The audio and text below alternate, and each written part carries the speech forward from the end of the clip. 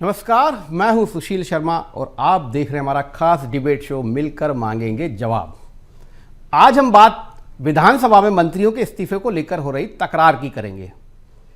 Budget सत्र के चौथे दिन भागीरथपुरा का मामला फिर गूंजा। मंत्री कैलाश विजयवर्गीय का इस्तीफा भी मांगा गया तो बीजेपी ने विपक्ष को गैस त्रासदी का मामला याद दिलाया। क्या इस बजट सत्र में हंगामे के चलते आम जनता के मुद्दे गुम हो जाएंगे? ऐसे कई सवाल हैं जिस पर मिलकर मांगेंगे जवाब। लेकिन सबसे पहले देखिए हमारी खास रिपोर्ट।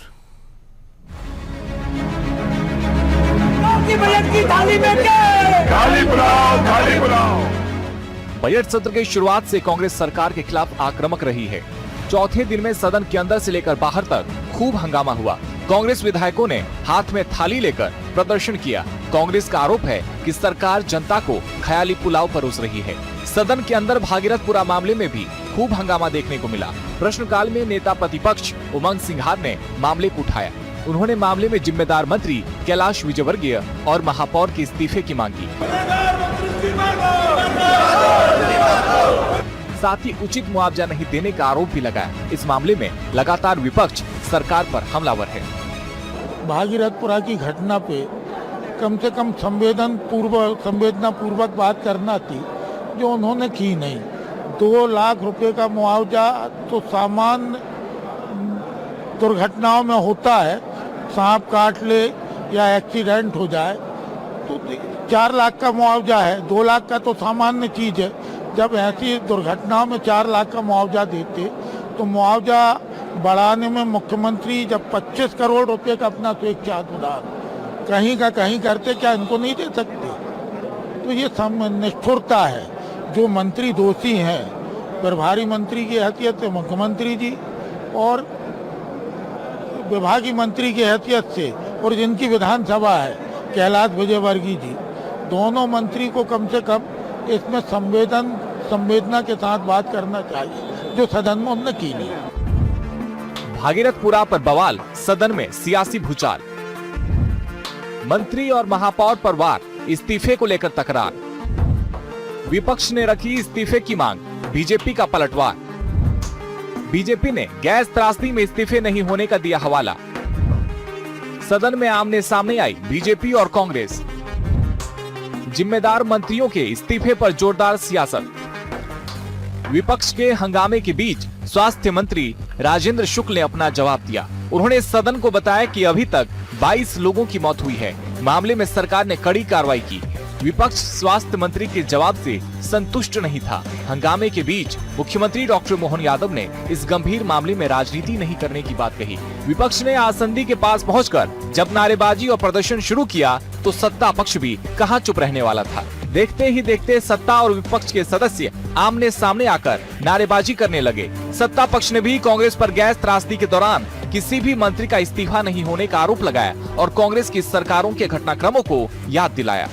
मध्य प्रदेश के राजधानी भोपाल में दुनिया की मानवता की सबसे बड़ी त्रासदी, जिसको गैस त्रासदी कहा जाता है, अर्जुन सिंह जी यहाँ पर चीफ मिनिस्टर साहब थे। किसी ने इस्तीफा नहीं दिया, सरकार भंग नहीं हुई। माननीय दिग्विजय सिंह जी के समय 34 लोगों को महाकाल के गर्भगृह में कुचलकर उनकी मृत्यु हुई। दिग्विजय सिंह जी ने ना अफसोस जाहिर किया, ना इस्तीफा दिया। पर भारतीय जनता पार्टी की सरकार ने मानवता के लिए तत्काल कार्रवाई की, अधिकारियों को सस्पेंड किया। इस पर माननीय मुख्यमंत्री जी ने स्वयं संज्ञान लेकर बड़ी बड़ी कार्रवाई वहां पर की। बजट सत्र हंगामे की भेंट चढ़ रहा है। विपक्ष के हंगामे के चलते सदन की कार्यवाही बाधित हो रही है। विपक्ष भागीरथपुरा, कप सिरप और विजय शाह के मामले में सरकार की घेराबंदी कर रहा है। लगातार हो रहे हंगामे के चलते जनता से जुड़े मुद्दे गुम हो रहे हैं। भोपाल से बीएसटीवी के लिए मनोज राठौड़ की रिपोर्ट। बजट सत्र बहुत महत्वपूर्ण होता है। दरअसल पूरे साल भर का खाका इस न केवल बजट में होता है बल्कि इसमें विधायक अपनी बातें रखते हैं। पर लग ऐसा रहा है कि भागीरथपुरा का जो कांड है वो इस बजट सत्र पर हावी है और बात मंत्रियों के इस्तीफे की हो रही है। तो बीजेपी भी आपकी सरकार में इस्तीफा नहीं हुआ, आपकी सरकार में ये घटना हुई तब इस्तीफा नहीं हुआ, तो यानी आपका इस्तीफा नहीं हुआ तो हमारा इस्तीफा। बहरहाल इस्तीफा हो या ना हो ये अलग बात है, लेकिन जनता से जुड़े मुद्दे, जो जनता से जुड़े सवाल हैं, उन पर तो चर्चा होनी चाहिए। आज हम इसी पर चर्चा करेंगे। मेरे साथ एक खास पैनल मौजूद है। मेरे साथ स्टूडियो में है वरिष्ठ पत्रकार और राजनीतिक विश्लेषक देवदत्त दुबे जी, और ऑनलाइन जुड़े हुए भाजपा प्रवक्ता मंजरी जैन, और कांग्रेस से रवि वर्मा। रवि, पहला सवाल आप ही से। सरकार ने एक्शन ले लिया, अधिकारियों को हटा दिया, उसके बाद लगातार पानी की वहां पर जांच भी की गई, मुआवजा भी दिया गया। बजट सत्र का एक अलग महत्व है, उसमें चर्चा हो तो ज़्यादा महत्वपूर्ण होगा। क्यों नहीं हो पा रही है चर्चा?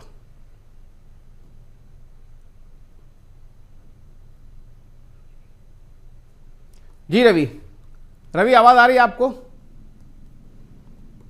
लगता है कुछ कनेक्शन का प्रॉब्लम है। देवदत्त जी, आप से समझना चाहूँगा, दो बातें विपक्ष कह रहा है इसमें। पहली बात कह रहा है इस्तीफा, और दूसरी बात कह रहा है कि मुआवजा। सरकार को घेरने का पूरा प्रयास किया जा रहा है। आपको क्या लगता है कि जिस तरीके से आज सदन बार बार सिर्फ भागीरथपुरा के मामले को लेकर स्थगित हुआ, क्या आगे भी ऐसा ही चलता रहेगा या किसी हल की संभावना आप देख रहे हैं? देखिए, जिस तरह का ये बजट सत्र था, उसके पहले बहुत ही ज्वलंत और जरफरात मुद्दे विपक्ष के पास थे। ऐसा कम ही होता है एक कोई मुद्दा हो, लेकिन इस समय 3-4 मुद्दे ऐसे थे जिस पे विपक्ष को पूरा हक था और पूरी उसको ताकत थी कि हम इन मुद्दों को उठाएंगे। जिसमें एक भागीरथपुरा का, इंदौर का प्रदूषित जल से लगभग 35 लोग जो से मर गए हैं, एक वो था, एक सीरप कांड था छिंदवाड़ा वाला, एक विजय साय वाला मामला था, और एक राजधानी भोपाल में जो मांस तस्करी वाला मामला था। तो ये सब मुद्दे थे। लेकिन आज जो सदन की कार्रवाई जब शुरू हुई तो भागीरथपुरा वाले मामले में विपक्ष दो ही बातों पे अड़ा था कि मंत्री इस्तीफा दें, मुआवजा बहुत कम है 2 लाख रुपए, उसके लिए भी बहुत सारे तर्क वितर्क हुए।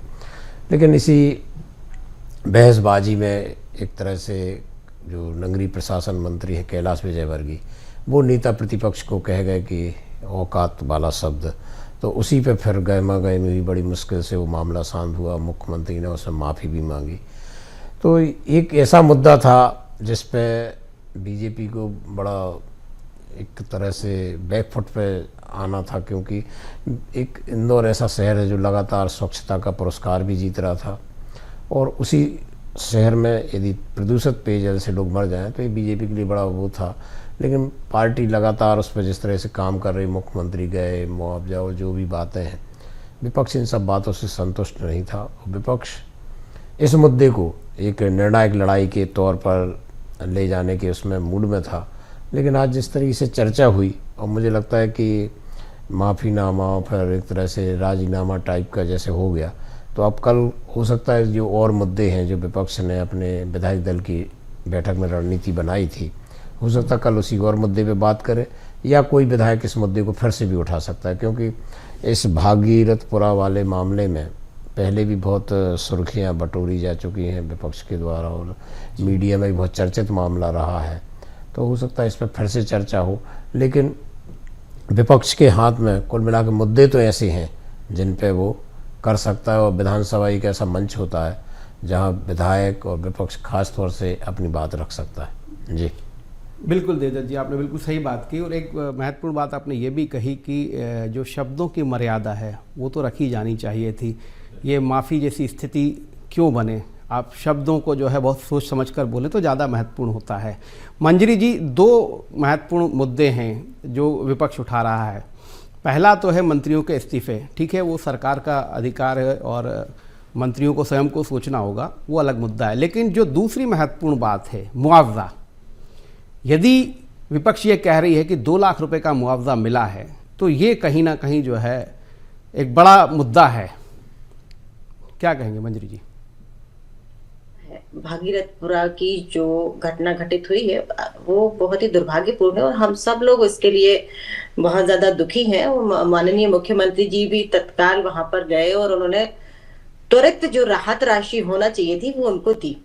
अब ऐसा नहीं है कि राहत राशि दे दी तो उनको ऐसे ही छोड़ दिया, राहत राशि देकर उनका पुनर्मूल्यांकन भी होगा और जब जैसी जरूरत पड़ेगी सरकार उनके उनके साथ पूरी तरह खड़ी है। माननीय मुख्यमंत्री जी बहुत अति संवेदनशील मुख्यमंत्री हैं और निश्चित तौर पर इस तरह से जब कोई दुर्घटना होती है तो मुख्यमंत्री और पूरी सरकार उस परिवार के साथ खड़ी होती है।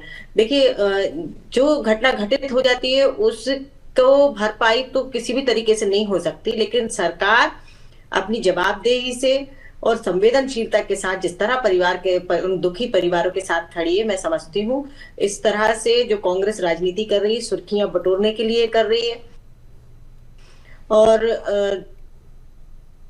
विधानसभा का जो मंच है वो प्रदर्शन के लिए नहीं। तो फिर जब राहुल गांधी जी वहां गए थे तो हमने देखा था कि वो इसके साथ हाथ पकड़कर चर्चाएं कर रहे थे और हंसी मजाक चल रही थी उनके चेहरे पे कोई संवेदना दिखाई नहीं दे रही थी।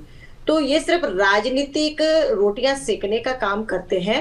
विधानसभा में दो पक्ष और विपक्ष दो अहम स्तंभ होते हैं और वहां जनहित कल्याणकारी चर्चा होनी चाहिए, जनता के विषय पर चर्चा होनी चाहिए और विकास के विषय पर चर्चा होनी चाहिए, लेकिन उसको तो हंगामा का मंच बना दिया, सुर्खियां बटोरने का मंच बना दिया।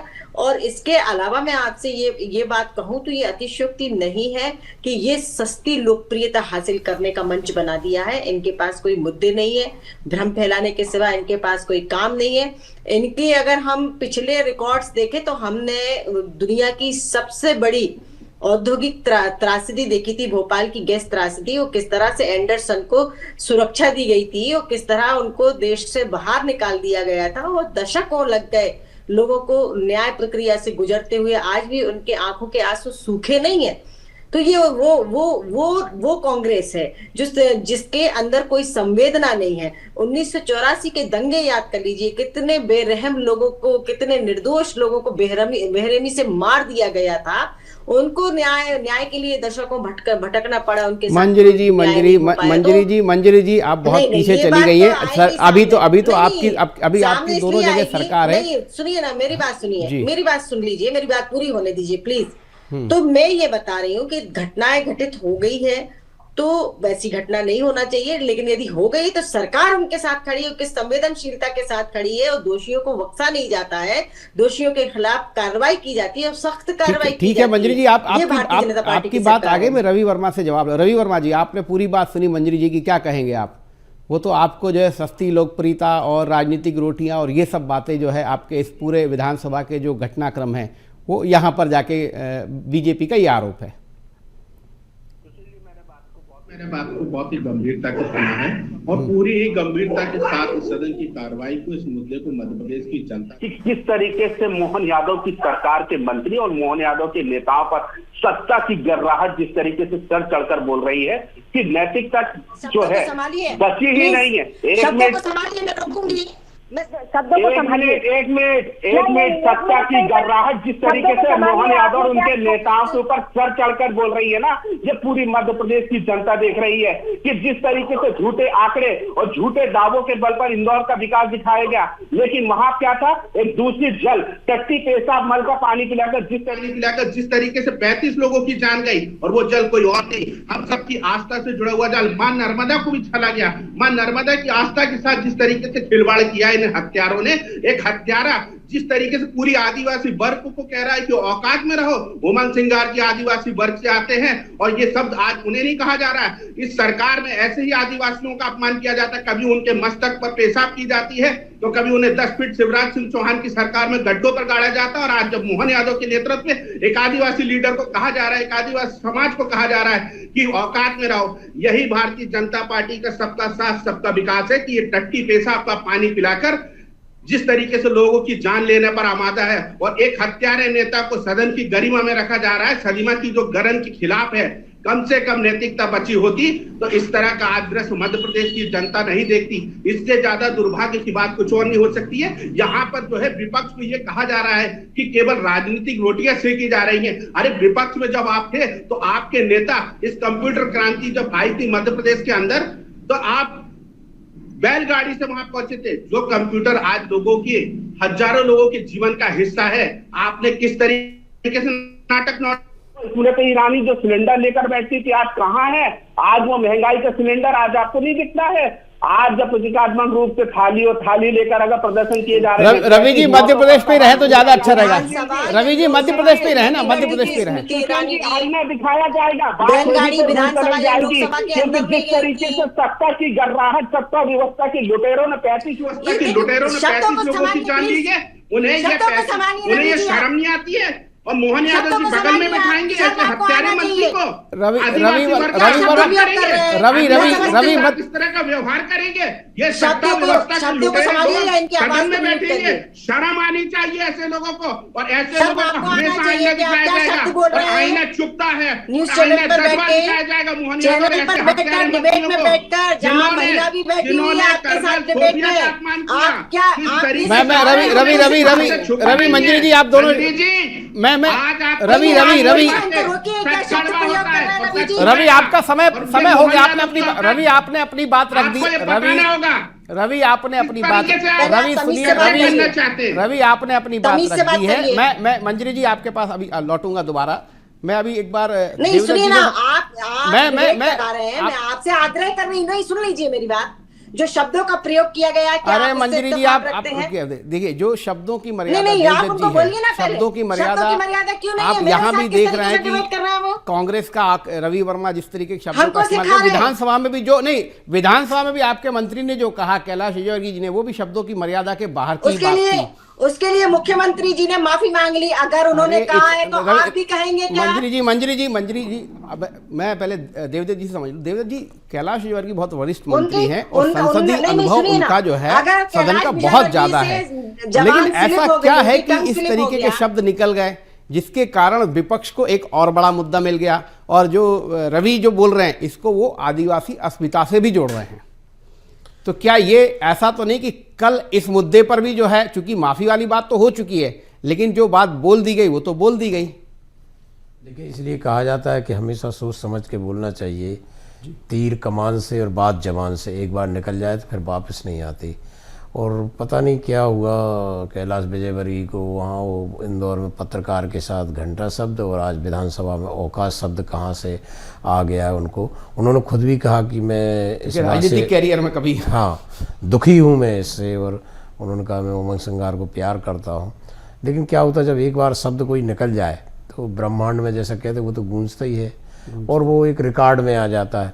तो मुझे लगता है कि धैर्य संयम माफी चाहूंगी, बीच में बोल रही हूँ देवव्रत जी, मैं माफी चाहूंगी। मंजरी जी एक मिनट बात, देवदत्त जी की बात पूरी है आपके पास, इसके पास आप ही उस पर भी आप बोलिए। इसके बाद आपके पास ही आऊंगा, आपको ही बोलने का मौका मिलेगा। जी देवदत्त जी बात पूरी। बिल्कुल रवि भाई, अपन जिस पर चर्चा कर रहे हैं विधानसभा के शब्दों पे, यहाँ भी आपको ये मर्यादा रखनी चाहिए शब्दों की, क्योंकि ये सब समझ लें जनप्रतिनिधि लोग कि यदि आप शब्दों की मर्यादा नहीं रखेंगे तो आपकी वो बात में वजन नहीं रहेगा।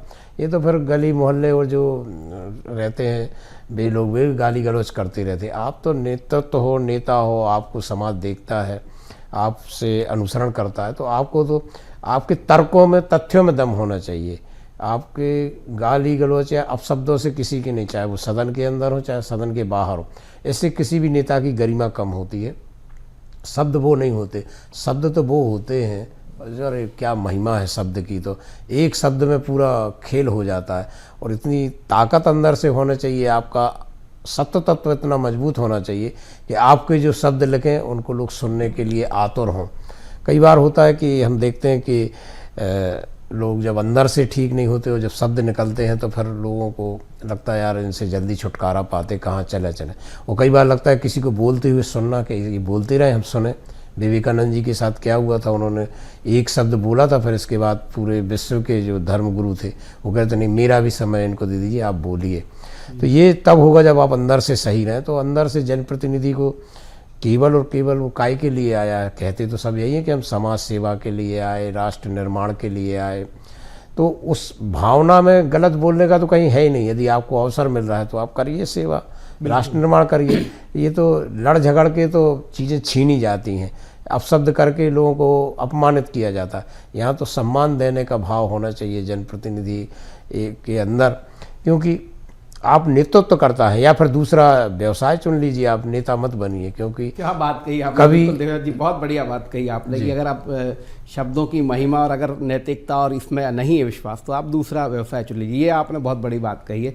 मंजरी जी, बहुत सीधा सा सवाल ये है कि यदि कांग्रेस विपक्ष सदन में भागीरथपुरा का मुद्दे को उठा रहे हैं, जो कि उनका अधिकार है, और चूंकि वो प्रश्न ही था और उमंग सिंघार जी का ही प्रश्न था, तो उस प्रश्न के प्रति उत्तर में आपकी सरकार में मंत्री ने उस समय इस्तीफा नहीं दिया, आपकी सरकार, इससे बात थोड़ा ना बनेगी, इससे तो विवाद और बढ़ेगा ही ना। और फिर जो है आप जब जी बोलिए जी, आपका क्वेश्चन पूरा हो जाने दीजिए प्लीज। नहीं आप बोलिए। मैं यही कह रहा था कि इससे बात बनेगी थोड़ा ना, आप आरोप लगाएंगे, वो आरोप लगाएंगे, वो फिर दूसरे आरोप लगाएंगे, आप दूसरे आरोप लगाएंगे, तो समाधान नहीं होगा ना। भागीरथपुरा पे यदि जवाब आना चाहिए तो विस्तृत जवाब आना चाहिए था। हाँ देखिए, ऐसा है, भागीरथपुरा के ऊपर अभी न्यायिक जांच चल रही है। जांच जब पूरी हो जाएगी, दोषी कौन है वो उसके ऊपर कार्रवाई होगी। अगर कांग्रेस को लगता है कि कोई दोषी हो तो उसके सबूत पेश करे। यहाँ चिल्लाने से या विधानसभा में चिल्लाने से तो कुछ होगा नहीं।